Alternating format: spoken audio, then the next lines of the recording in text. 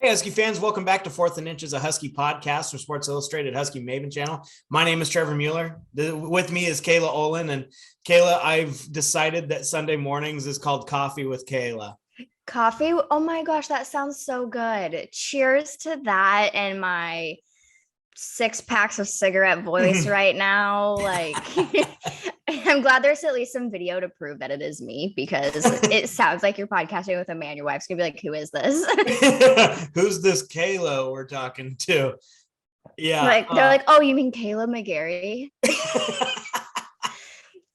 Yeah. So, Kaila, obviously, you guys had a long day, a long night, and really what I saw after the first half is you guys could have kind of danced the night away, but things definitely changed in the second half. What's your initial take on the game?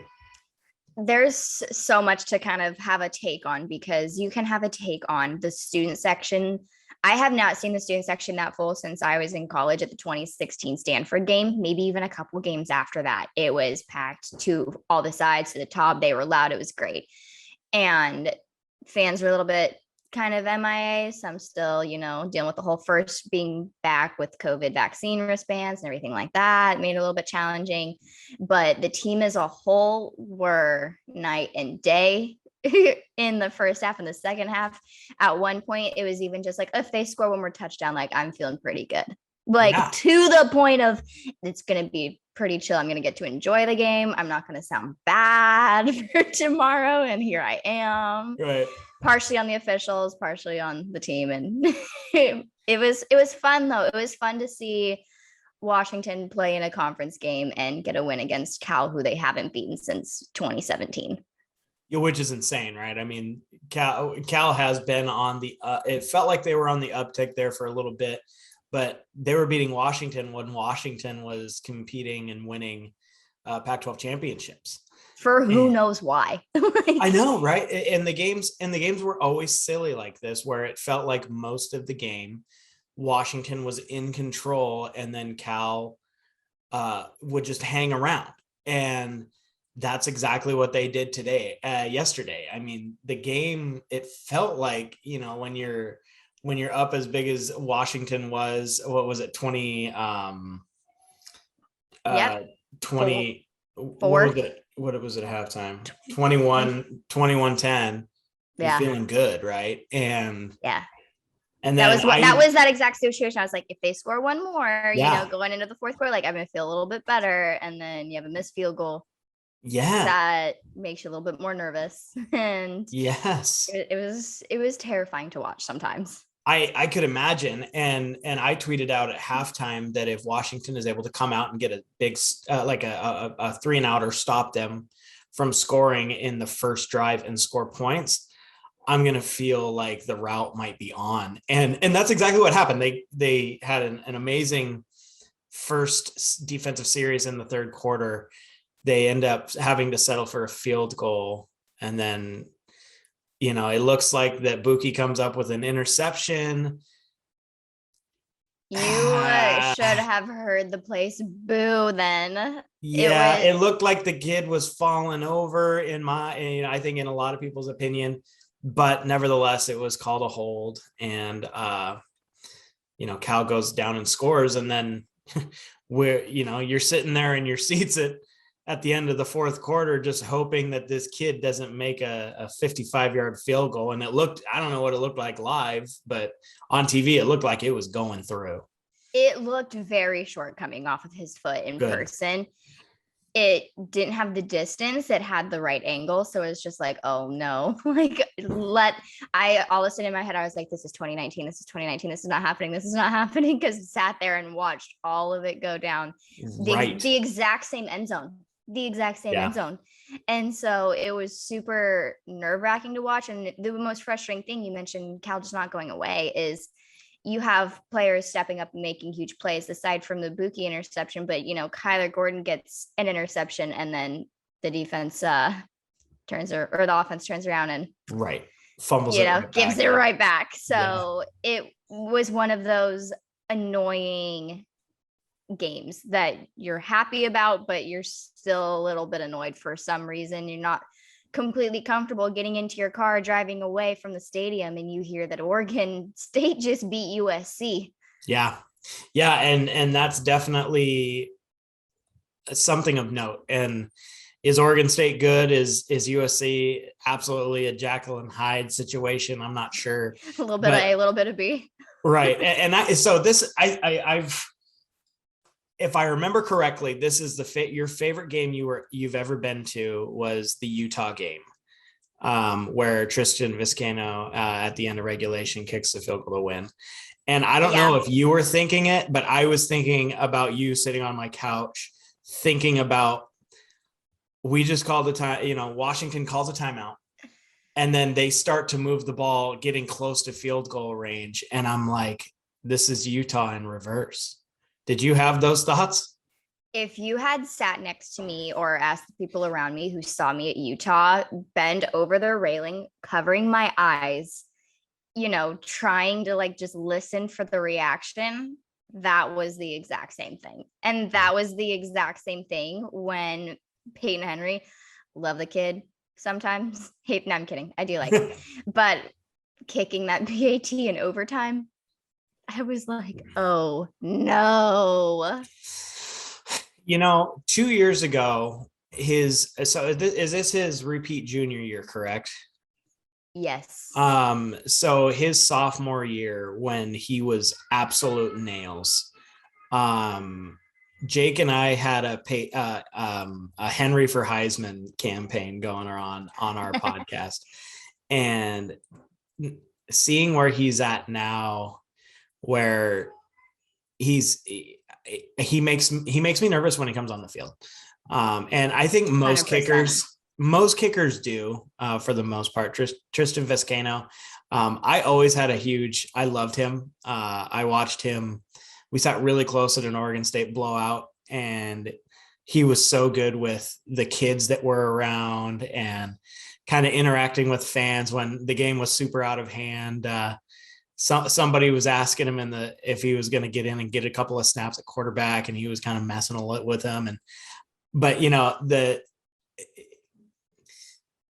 I think that Peyton Henry is a better kicker. But when it gets outside into that 40-yard range, I don't have much confidence at all. I mean, his miss was only a 32. Was it 32? I think it was, off the top of my head. I mean, being there, I don't really see on the screen, what they're going to call it as. But the only issue with Peyton Henry and how I feel is in big game situations, it almost seems like Peyton Henry always comes up short. Whereas Tristan Vizcaino made that Utah field goal. And Peyton Henry, the last time Washington played in overtime was down in Oregon. And I was there on my crutches with a broken leg watching him miss. And so he misses in. It was a 47-yard missed field goal. Okay. It definitely did not seem that far from there. So a little bit of slack on that one. But a little. Only a tad. Like maybe 5 yards, I'll start giving a little bit more hell that way. Right. But we wouldn't be having this overtime conversation or almost this tale of two halves conversation if he had made that. Right. Just because you then win by 3 and you're not as scared seeing Cal march down the field thinking it's going to be a repeat of 2019. Right. Because it's a 2-score game. Exactly. I mean, you're absolutely right. Yeah, exactly. It would have been 3 points up as Cal's trying to go downfield. They can punch and then, you're looking like, okay, well, they have to get an onside kick here. Exactly. Yeah, there's definitely some issues from that second half that I saw that it was confusing. When Washington was finally tied, it seemed like they were looking to drain clock and not allow Garbers another chance to score. And so the 2 runs I was okay with it. It seemed like maybe looking to go for a field goal to win. I'm not actually sure the 3rd and 2 when you've gained 2 on the ground with McGrew, who was really playing out of his mind. It seemed like he came up so big in this game, to then go to the fade to McMillan, which I'm okay with being aggressive. I didn't think in the rhythm of where Washington was at in the game, Dylan Morris I didn't feel like he had touch at all in the second half. I just thought it was a little confusing, I guess is the right word. It is. And it's going to be a game that I definitely have to go back and watch just to kind of see, was it just coming into halftime that the collapse started? Was it, something that Cal did, which makes kind of trying to find a turning point hard, because it was just like they went into the locker room, fans were going crazy. They came out, we were excited, and all of a sudden, what's going on? Yeah. And then especially in the fourth quarter, not having any points. It's been the first time Washington hadn't scored in a quarter since Michigan. Right. And so it was a little bit concerning at that time. And I understood wanting to give Cal as little time as possible. Right. I completely understood that. But at that point, it shouldn't be, especially from a missed field goal already, going for a field goal to give you even that much more padding. The objective should have been to go down, put their foot on their throat, not even give them the opportunity to try and kick a 55-yard field goal, but to get it into the end zone. Right. And force them to go all the way down the field, regardless of how much time is left. Yeah. Exactly. And then, who knows if you even, there's penalties involved. You can then take knee. You're forcing them to use more timeouts instead of giving Cal 3 timeouts going down back on their side of things. Yep. And so I understand clock management, but I also think that if you look at, number wise, Washington only had 92 yards rushing. The longest came, 15 yards from Dylan Morris is the longest rushing, and then 234 passing yards. I'm a big believer in don't go away from what's working. If Cal is going to make you throw the ball, and that's what's being successful, then do it. Yeah. And looking at just the second half, they had opportunities. So after the punt, they get the field goal, which I think is fine. Any points on the board is good. Right. But then Cal scores a touchdown to make it a 1-score game. They get the interception. It's punt, fumble, missed field goal, punt. They had 4 opportunities really to put this game out of reach. And none of those did they. And it seemed like when it came to the offense, I'm in the second half, I wasn't actually looking at the play calling as an issue. It seemed like, and I tweeted something at halftime, and then everything fell apart. I said something along the lines of like, Dylan Morris looks really comfortable in the pocket. He's making good choices and he's getting the ball out. And somebody said like, I agree to disagree. And then the wheels fell off. There were times where he started getting uncomfortable in the pocket, and it was in the fourth quarter where they ended up having to punt. It must've been their second to last possession. Taj Davis was wide open to that side where he threw it, and he threw it, 20 yards above his head, just trying to get rid of it. It seemed like he got a little trigger happy and was trying to get rid of the ball a little too quickly. And it's crazy because you would have thought that, we would see that in the first half instead of the second. Oh, he had moxie in the first half. Yeah. The first half and then if the pocket started to collapse and he saw he could run, he ran. Yeah. And he made so many good decisions, and I was kind of a jerk, and I was kind of just like, he's looking like Jacob Eason right now, overthrowing his quarterback by 20 yards, way out of bounds, well over his head, not really fully doing any checkdowns. There was at one point where the pocket was collapsing and all the linemen are standing straight up, and you could tell he couldn't really see because he just chucked the ball like straight in the air. Like if you ever played like fires up as a kid, where Yep. you throw it as high as you can. Like Yep. whoever gets it, that's the person who throws it next. That's kind of what it looked like. Right. And Yeah. it was concerning because a lot of it was, I'm going to hate myself for backing John Donovan a little bit here, but the play calling was a lot better. And he was calling for some of those passes, but then it wasn't being executed on the field how it should have been.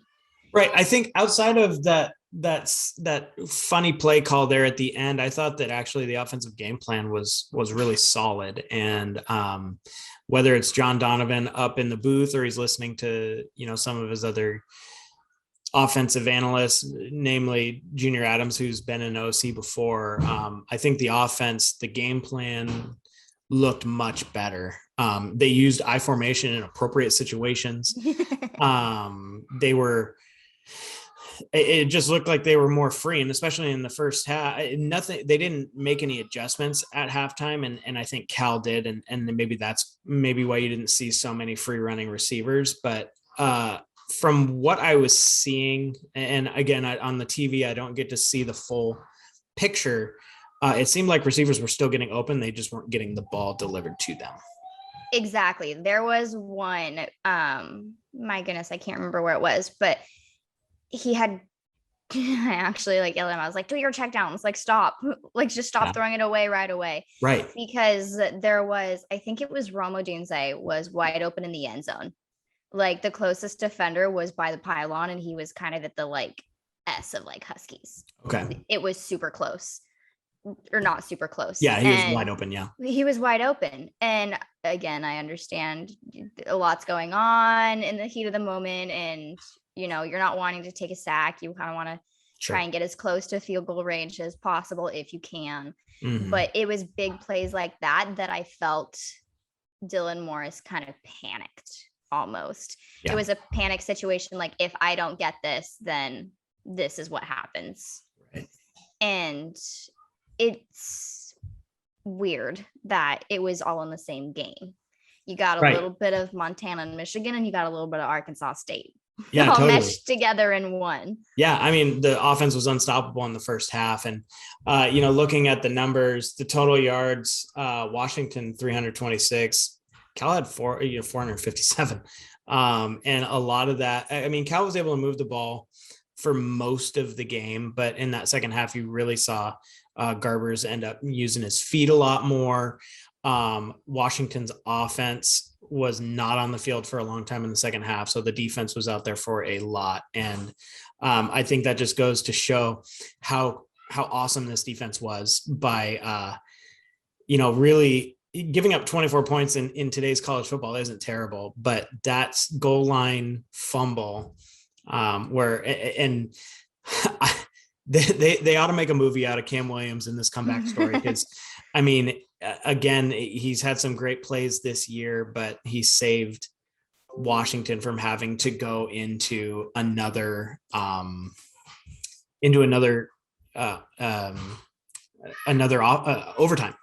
And yes. I'm just so impressed with the battling back to his position, where he's an absolute impact player. And really, when you see Alex Cook and Cam Williams, somebody's going to get hit hard. What's actually a pretty fun fact, and I think they did a double credit on that forced fumble there at the end. Mm-hmm. I believe not 100%. But Alex Cook was in that play before, and he made that tackle kind of right out of bounds on the sideline, and his helmet came off. And so he had to go out.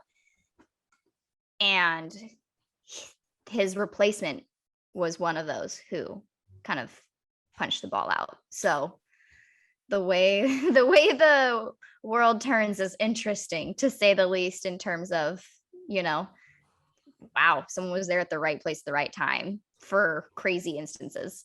It's amazing. And a credit to let's see. So I think they gave it to Michelle Powell. Did they? Okay. So I'm looking here, and the only fumbles they say that, they just credit Ryan Bowman with the recovery. So yeah. And it could have been, I think Jackson Sermon was around there as well. Just a really good football play. And getting into some more of these numbers, I mean, as you mentioned, Washington, 92 yards on the ground. Sean McGrew averaging only 3.5 yards a carry, but those were some tough yards that he ended up getting. None more than that 1 yard touchdown on 3rd and goal in overtime.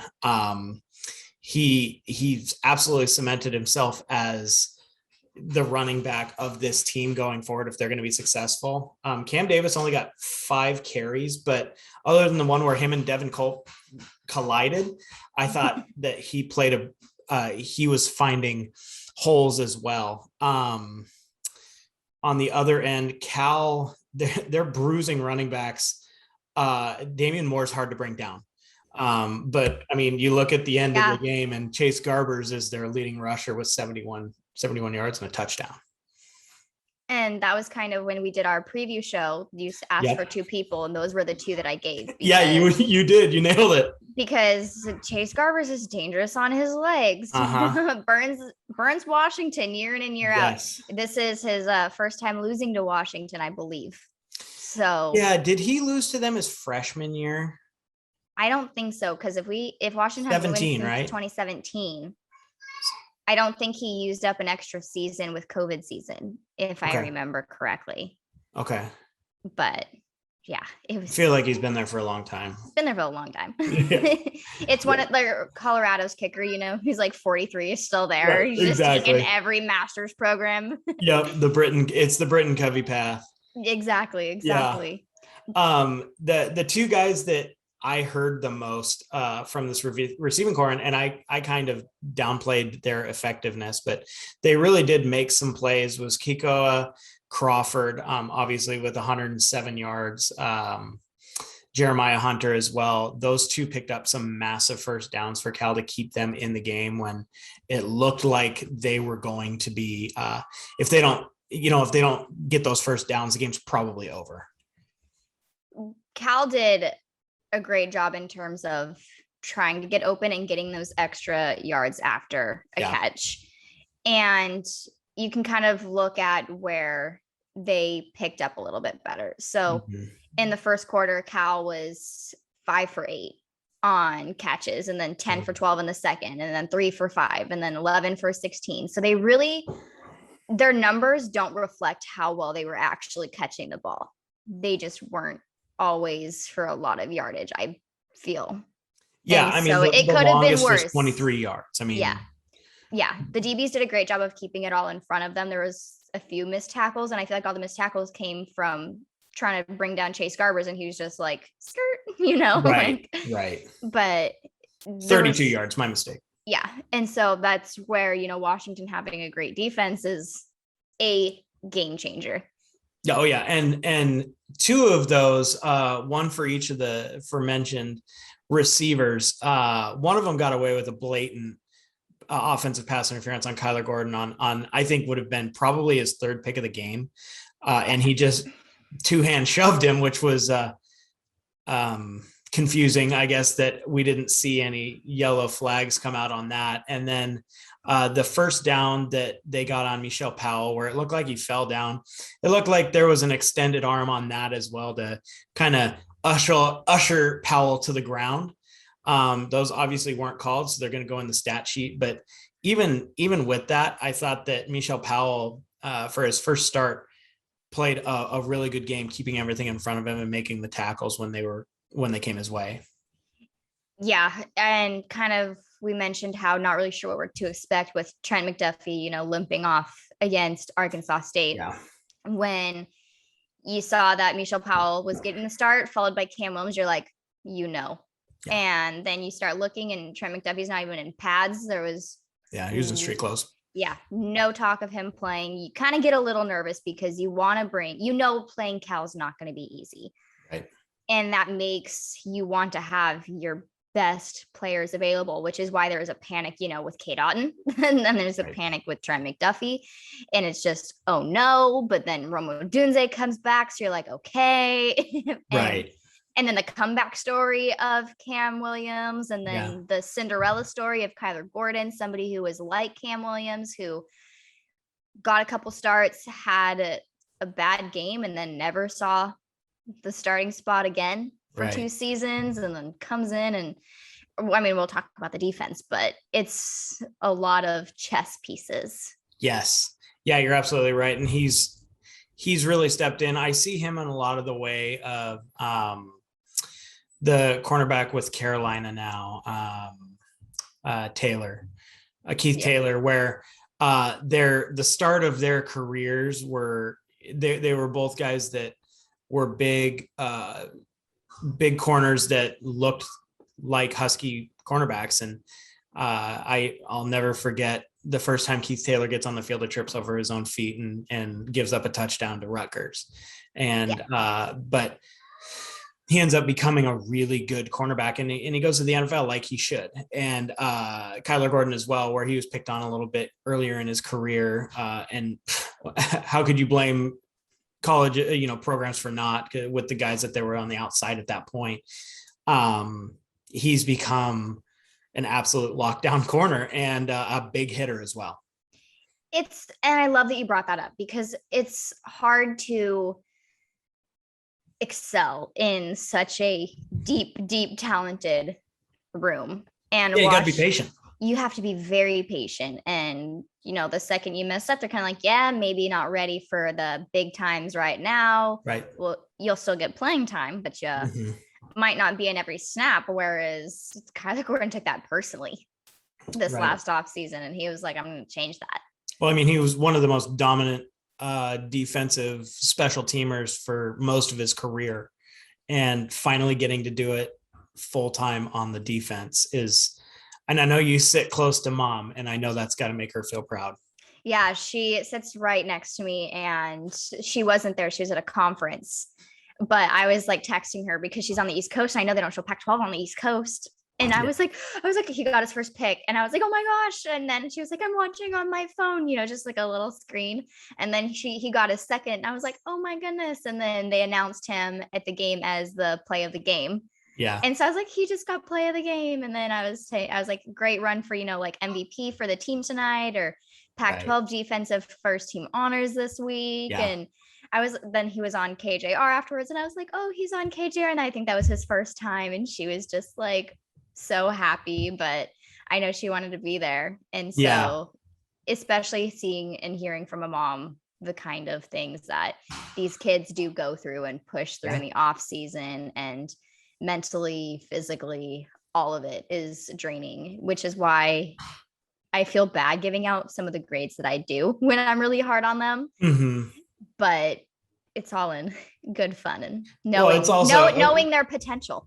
Right. Yeah. And the reality is when we do this, like we're fans, but we're also journalists, and we also have to be objective. And it's never a personal shot at the kids. And I'm kidding. we and we always want to be wrong, right? If we give a bad grade. And I guess personally, a friend of mine is DeAndre Campbell, and just the roller coaster ride he went through in college, and talking to him and really coming out on the other side as a really successful person, going through those ups and downs of being in a major college, have really made him the person he is today. And it's a lot of adversity. And Kyler Gordon, again, we're seeing the fruits of his labor and the hard work that he's put in. Yeah, you see why he was one of those in high school. He actually got recruited to his high school, and so it was a whole different world. Keep training at FSP and going through that to come here and be like, oh, I'm not gonna start. And it's I don't think he expected to start his freshman year because, again, the talent that was there. Right. But he turned down a big Notre Dame. It was between Washington and Notre Dame, and Notre Dame really wanted him. Huge Notre Dame push there at the end. And so he wants to put on for his hometown, local kid. And it's great to talk about some of these stories, because we can bash them on a bad game with Montana and Michigan, praise them on an Arkansas State game, but then it all comes down to we as fans at Washington want them to win, but Yeah. then like they want to win. They Yeah. want to have good highlight reels, but at the end of the day, in 4 years, they're gone. Yep. And some fans may not care anymore. Some fans may not follow them in the NFL, but this is what they want to do full time. This is why they're putting on the purple and gold for Washington week in and week out and listening to us bash them sometimes. Right. And Kyler, I've always had a special place in my heart for Kyler because his high school was in my league when I was in high school. So we would go to Archbishop Murphy, and our little Coopville team football, they would put in their JV to beat us. And but in all the other sports, we were at least competitive with them. And it was really always cool to see a kid like Kyler from ATM go on and be really good at, on the big stage. Yeah, or the favorite thing is like, oh, I ran track against him and he just like lapped me, Who did? Just not actually me. But yeah. And you're like, oh yeah, they went to another high school and then like lapped me in track at like state. And I was just like, why am I here? I've definitely heard that one before. Not about Kyler, but somebody. Oh, for sure. Yeah, it's really cool. And yeah, I'm just really happy for him. And we're gonna kind of turn now. Turning points is hard. I think that you're right. Kaila, you're up for the defense. What was your big turning point of the game? Big turning point of the game. Obviously, the first interception was huge, but the second interception was big as well. The biggest turning point overall, if I had to pick one, would be the stop on the fake field goal in the the botched field goal. The fake that I believe it didn't look like a bad snap from where I was sitting. He missed the catch. Okay. He ended up catching it into his chest and panicking. Okay, makes sense then. Yeah, I was just like, I wouldn't put it past Justin Wilcox at all. Right. And so good to know on that one, but ended up getting that loss there. Great field position for Washington. You can kind of compare apples to apples. Washington makes field goal. We don't go into overtime. Cal makes that field goal. We don't go into overtime. That's a good point. And so that's got to be the biggest turning point. Not only did it make the crowd go crazy, gave that defense a little bit more, oomph that they already had, but it really helped solidify things in the long run. Yeah. I thought that was a massive play as well. As the first time Washington's defense since the interception was able to get Cal off the field without points and really set up for what I thought was going to be more of a dominant performance from Washington. Therefore, they're going from there.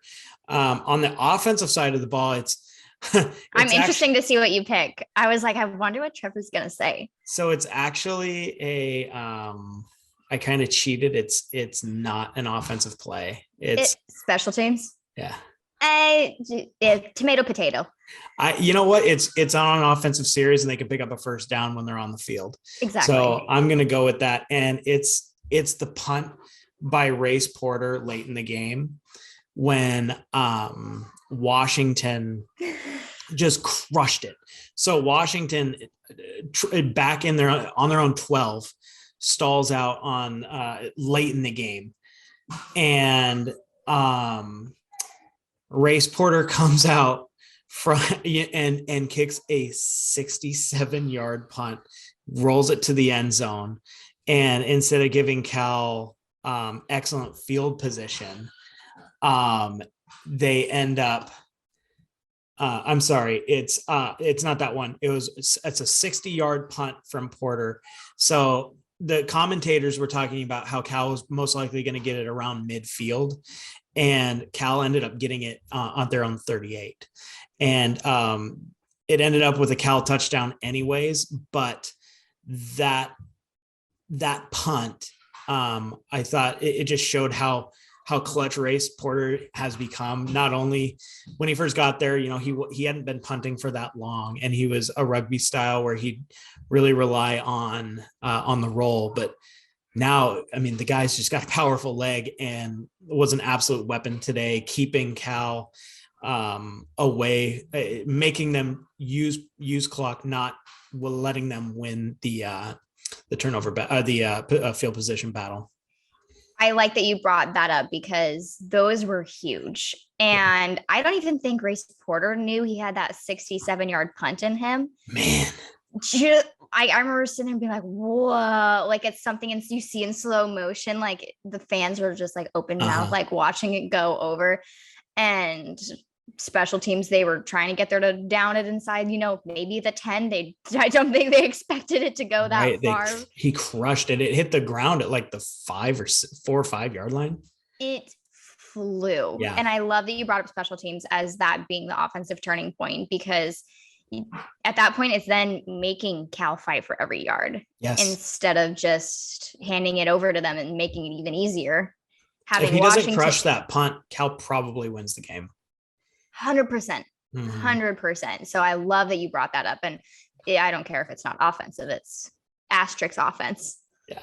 And Grace Porter is like one of my favorite players on this roster. So he's somebody who I feel like has been around for ages too. He really has. I mean, he was a walk-on for a while, and watching him punt this year and his athleticism, like I know he's got a pretty successful clothing company going, but he could make money kicking field goals. Or I'm not sorry, punting balls at the next level. Yeah, I mean, given that distance, I'd throw him in for a field goal or two. Right. 60 yards out, go for it. Right. I'm really hoping this year at some point he's able to get that touchdown. There was a fake field goal where everything looked perfect. He looked like he was just about in, and there was a missed block, and he kind of got blown up. I really hope he gets a touchdown before he exits the universe. We're putting it into the universe. Yeah, right. So now we're going to head to grades, and we've talked a lot about it, but we're going to, grade the position groups on what we think. And I'm going to start with quarterbacks, and I'm going to say it was a C. I thought he had an A performance in the first half. Dylan Morris really struggled in the pocket in the second half. Looked panicky, didn't look super confident. And I didn't have a ton of confidence that he was going to be able to march them down the field in the fourth quarter to win the game. And unfortunately I was right. I do like that one. I might've even have given just a B- in terms of the first half, kind of compensate a little bit of extra credit there for what happened in the second half, and having the longest run of the game. Right. Give him a little credit on that one, but I'm good with a C there for sure. Yeah. Running backs, B+. It was the Sean McGrew show all the way through. He was an A. He fought for tough yards. He was able to make himself small through the hole. He just is a complete back. He caught the ball out of the backfield. Kamari Pleasant, I know that people are, and I am too. I mean, I'm upset about the fumble, but this is the second time in 2 years that Kamari Pleasant has caught the ball out of a backfield, made somebody miss on an island, and got a first down that sets up Washington for a win. That actually could have been the turning point as well, because that was a 3rd and 5. Gets the ball out of the backfield. He makes one man miss, and then he drags 2 more for a 15-yard gain that gets Washington down into, I think it was probably at the 5-yard line. And then there was a false start, but he bailed out Washington's offense yet again. And I think it was Utah they did it too last year on another 3rd and medium, where with the way the offense had been playing, you don't feel super comfortable going into a 4th and medium.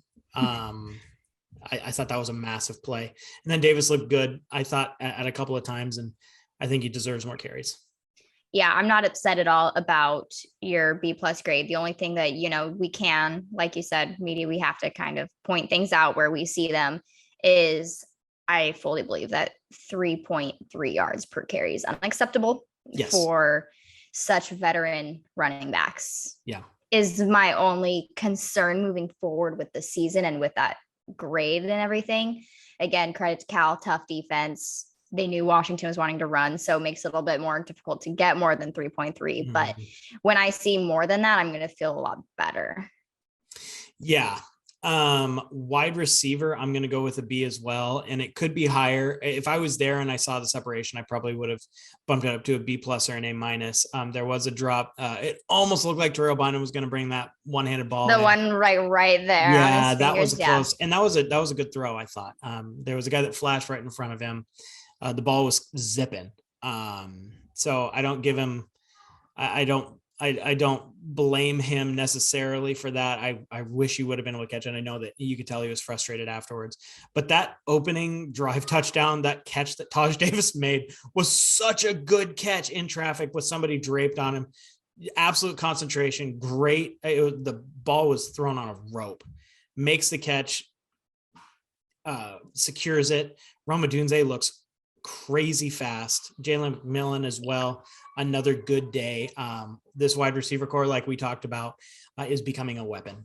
They stepped up when Cade Otton was out. So did Devin Culp. He had some huge catches as well. I didn't put tight end on there. Yeah, Devin Culp had an amazing we can throw him into the wide receivers. It was amazing to see. He's just a bigger wide receiver who bullies a lot of people. But yeah, I would probably go B plus on that one, just because I also, blame who you want on terms of bringing some passes down. A lot of those incompletes were well overthrown there in the second half, and Terrell Bynum's, he looked to try to fully extend on that one catch. So I don't blame him too much on there.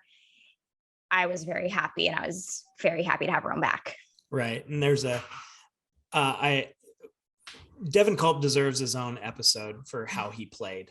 Fun fact, that was my very, very first ever recruit interview. Really? When he was in high school. Yep. He was a lot smaller back then. I mean, he's still giant to me then. He's still giant to me now. He's a guy that I've really hoped was going to break out over the last couple of years. And he's another one, kind of like a Kyler Gordon, where you think about him, it was his missed block that got Race Porter blown up. He dropped a first down 2 years ago. He dropped a touchdown yesterday, and then absolutely came through with, he looked like Cade Otton. Yeah, big time. Offensive line, I said a B. It probably shouldn't be a B, especially after how critical you were with the 3.3 yards a carry. I'm sorry. Yeah, we can go down to a C. I thought that in the second half, Cal made some adjustments that Washington wasn't ready for. Too many false starts at home. Yeah, there was some big time penalties there on that offensive line. Whether it's a holding, whether it's a false start, it was way too many. Right. And then, so moving over now, Kaila, what do you got for the defensive line? Defensive line looked good. I was very happy with them. I probably gave them B plus A minus, somewhere in between. Could make an argument for either or. Both had great tackles, and you can kind of go ahead and look at Tulu Gastanelli. He even had a breakup. Yeah. And I felt they did a lot better stopping the run. Yes. They did a lot better, because Damian Moore could have burned them bad multiple times, and they did a great job on that. The only time they ever really got burned was when, trying to contain everything, and Chase Garbers breaks out. Can't really get to him at that point. Who do you want to blame? A little bit of A, a little bit of B with defensive line linebackers. I agree with you, because if he gets outside of I thought that the defensive line did a really good job of getting him uncomfortable. But then you saw so many times, Sam Taimani did a really good job of getting close, but Chase Garbers is just a lot faster. Yeah. And then Fatua Tuatele, sack, the only defensive line with a sack. So can't be mad about that at all. Yeah. And Ryan Bowman, I thought, had his best game of the season as well. 100%.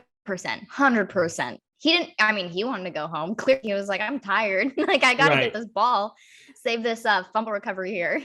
Yeah. And I ended up having 2 fumble recoveries on the game, and he just was disruptive in the run game and the pass game. And you see why he's more of the every down outside linebacker, because he's so good in run situations. That, and he's been around the game a while, True. And so he's familiar with this conference now, with this defense. He kind of knows what needs to be done. And Ryan Bowman's kind of, I would say, like Jackson Sermon, and getting quite a bit of hate for not a lot of For a while. reasons. Yeah. Like Well, they put Ryan up with a Bowman was the one that lot from everybody thought was Washington going to get fans. taken out all the time. Like, well, this is the year where somebody's going to take a spot, and this is his 6th year, and instead he's looking at an invite to a camp somewhere. Exactly. And so that's kind of a good transition with linebackers. I'm not sure if you agree with the defensive line grade I gave. I do. The only other thing that I would want to put in there is I think Jeremiah Martin earned more playing time with how good he was at keeping, when he was in the game, Garbers was not able to get outside as much. I'm glad you brought him up, because for some reason I forgot he wore number 3, and I was just like, that jersey that number looks a lot smaller than it did on Elijah Molden, you know. This kid's a lot bigger. Like, yeah. Man, I was like, who is that again? And I was like, oh, right, the big boy. Yeah. I asked my dad, I was like, hey dad, you think if I was in pads, like I could take a hit from like him, you know, just one foot? He's like, not a good idea. Nah. You might not get up. And I was like, yeah, but I mean, I was hoping. Yeah, he's a big dude. I would not, and he's fast for his size. I wouldn't want you to have to do this podcast from a hospital. My coffee with Kaila and the like ICU.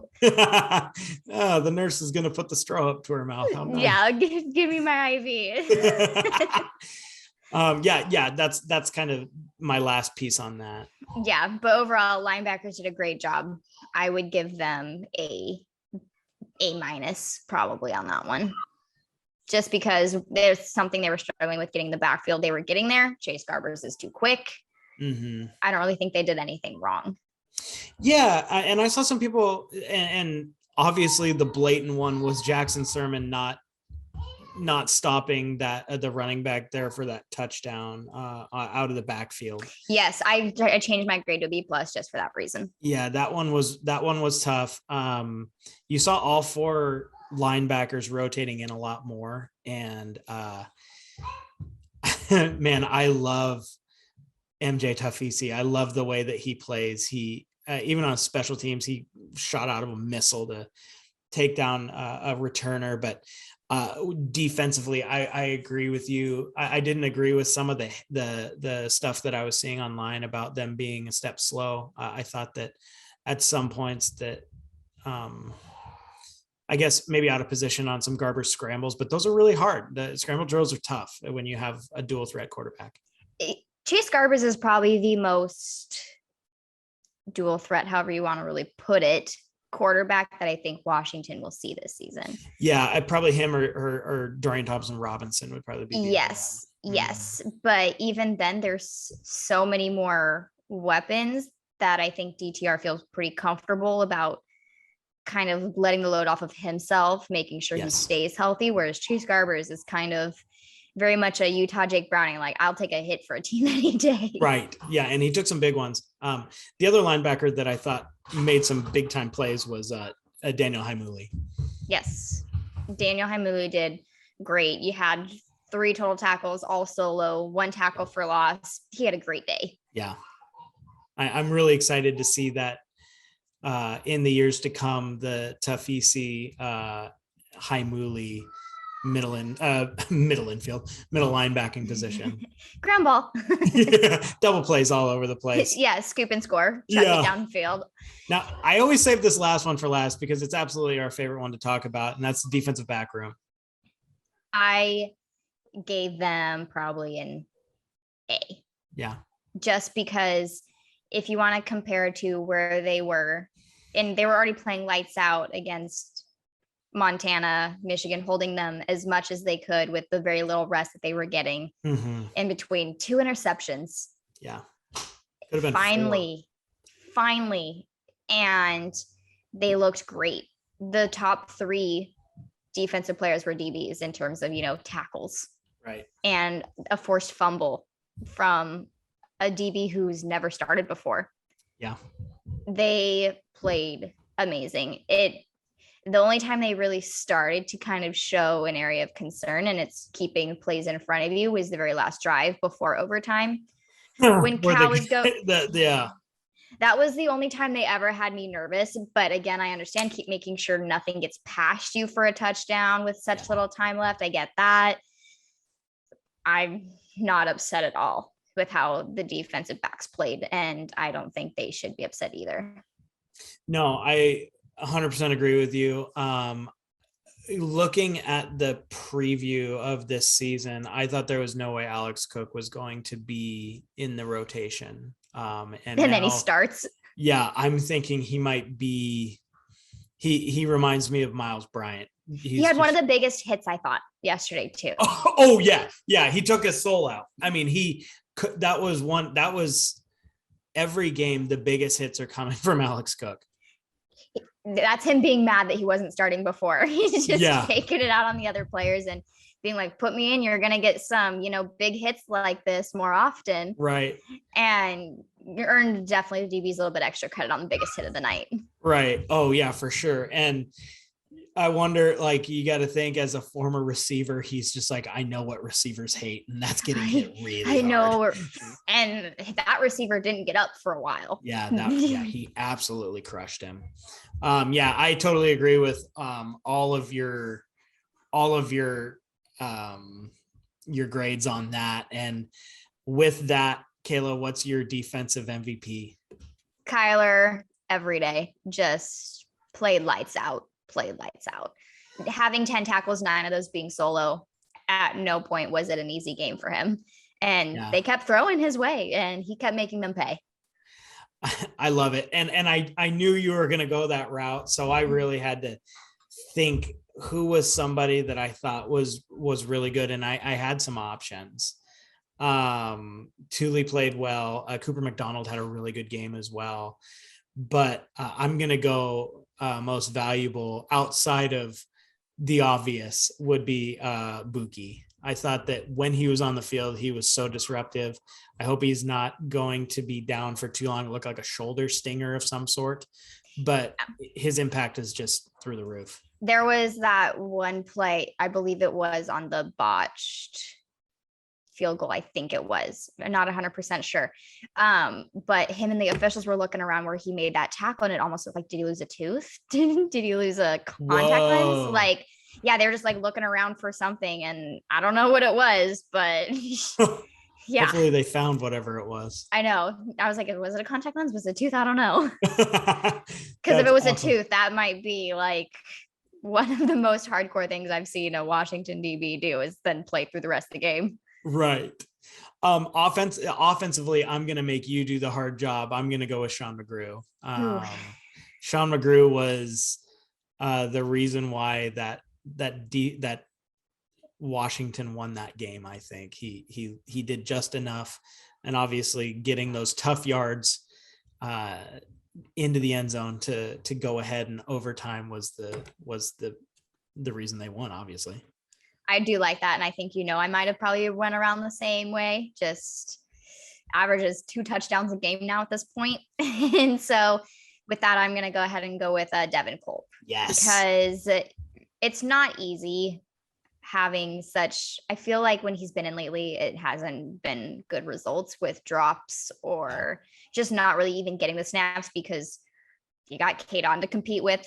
Right. And so Devin Culp with 5 catches for 81 yards, a long of 27 out of 6 targets, which means one's not going that way. Yeah.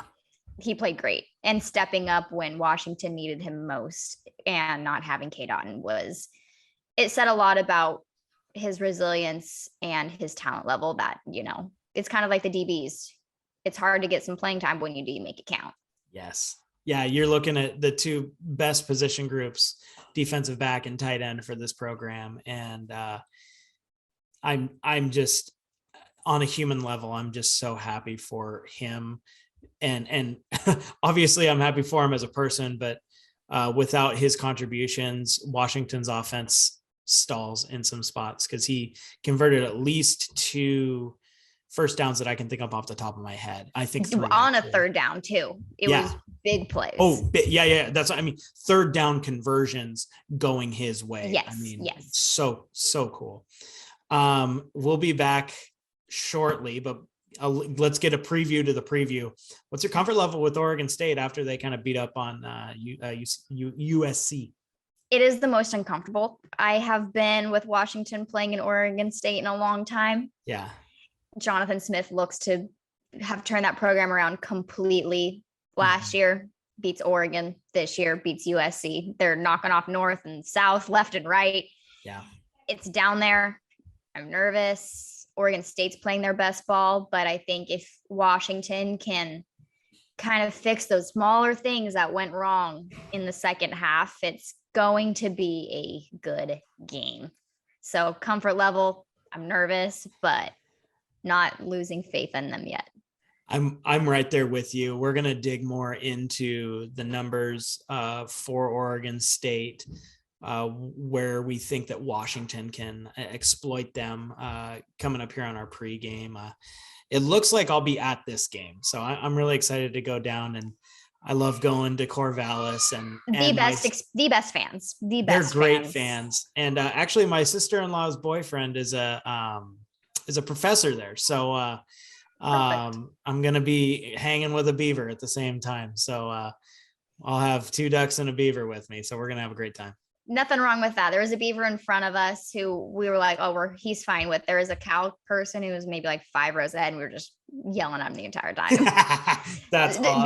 The beaver has protection at Washington at all times. For sure. Yeah. I mean, they're the second favorite, right? Exactly. Yeah. Well, that'll do it for us for Trevor Mueller and Kaila Olin. Go Dogs. Go Dogs.